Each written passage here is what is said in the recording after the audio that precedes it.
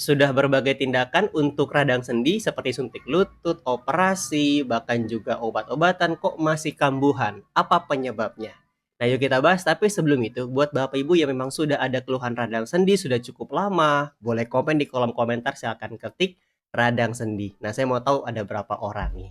Dan buat yang mau konsultasi sama saya, silakan dipencet dulu tombol plus yang ada di kanan atas ini. Supaya nanti komunikasi kita nggak dibatasi dan saya bisa membalas pesan dari Bapak Ibu. Dan jangan lupa di-share, semoga jadi amal jariah ya. Nah, Bapak Ibu sekalian, memang tubuh kita itu punya 3 mekanisme kalau Bapak Ibu tidak mau ketergantungan sama obat. Nah, ini bisa Bapak Ibu lakukan. Tapi saya mau bahas dulu penyebab nomor satu tadi dari keluhan-keluhan Bapak Ibu yang mungkin sudah tindakan di rumah sakit, sudah terapi, sudah konsumsi obat, bahkan sudah operasi, kok masih kambuhan. Oke, nomor satu Bapak Ibu karena berat badan yang kurang ideal. Nah, kalau Bapak Ibu berat badannya itu keberatan, overweight, ya, atau enggak ideal, itu bisa membuat pengikisan di tulang rawannya. Inilah yang menjadi penyebab utama. Kenapa Bapak Ibu sudah berbagai macam tindakan dilakukan kok masih kambuh radang sendinya? Karena keberatan. Kaki, persendian yang ada di kaki itu penopang badan kita. Maka dari itu harus ideal Bapak dan Ibu sekalian. Ini juga yang menjadi penyebab kenapa masih muda kok ada radang sendi, kok sudah kena OA, kok sudah kena osteoartritis, penyebabnya di berat badan. Oke, ini nomor satu. Lalu bagaimana Pak solusinya? Idealkan Bapak Ibu. Nah, saya nggak bahas di sini ya. Nah, buat yang mau program berat badan supaya ideal, inbox saya Bapak Ibu. Oke? Atau cek di profil bisa hubungi nomor saya. Nah, kembali lagi ke mekanisme awal. Kalau misalkan sudah diatasi berat badannya, kita atur dulu pola makannya. Ini juga bisa menjadi pengaruh. Berat badan Bapak Ibu ini itu bisa menjadi jalan untuk pemulihan atau juga penyembuhannya.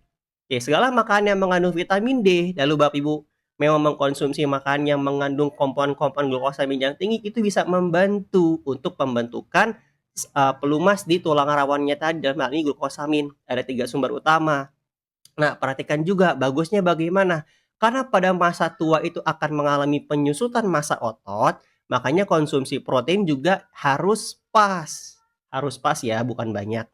Kenapa? Kalau Bapak Ibu komponen-komponen dari protein ini kurang, itu akan menjadi penyusutan massa otot atau yang kita kenal istilahnya, "Kok kurusan ya?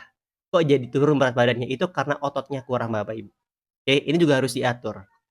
Lalu yang kedua, stres. Nah, Bapak Ibu siapa di sini yang suka stres, overthinking, cemas, gelisah?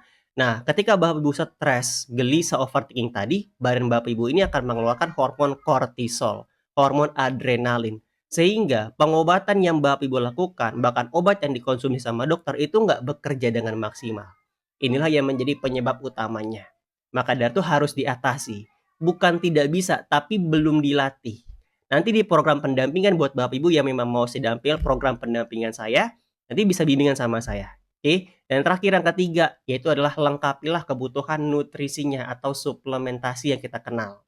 Nah, pada penderita radang sendi ya, nutrisi yang memang harus dipenuhi salah satunya glukosamin. Ini kalah komponen penting. Nah, glukosamin ini Bapak Ibu sekalian itu hanya salah satu. Maka dari itu sesuai dengan keluhan Bapak Ibu harus dibarengi dengan pola makan yang tadi. Karena kalau hanya mengandalkan glukosamin aja sebagai suplementasi itu tidak akan mempan. Ya, sudah dipenuhi nih glukosaminnya tapi apa? Berat badannya masih overweight. Ya, akhirnya apa? Terkikis kembali. Pola makannya masih berantakan. Ya, maka dari itu Bapak Ibu harus berbarengan, harus menyeluruh. Pola makannya diatur, pola pikir juga dijaga. Kalau stres, Bapak Ibu penuhi suplementasi, itu juga tidak akan mengaruh. Oke. Nah, glukosamin ini sebagai salah satu aja. Ada 3 sampai 4 nutrisi yang saya resepi ke pasien radang sendi yang saya dampingi, tapi saya tidak bahas ini. Buat Bapak Ibu yang memang mau konsultasi lebih detail sesuai dengan kondisinya masing-masing, silakan bisa langsung inbox saya atau cek di profil, hubungi nomor saya. Terima kasih, kalau bermanfaat jangan lupa di-share.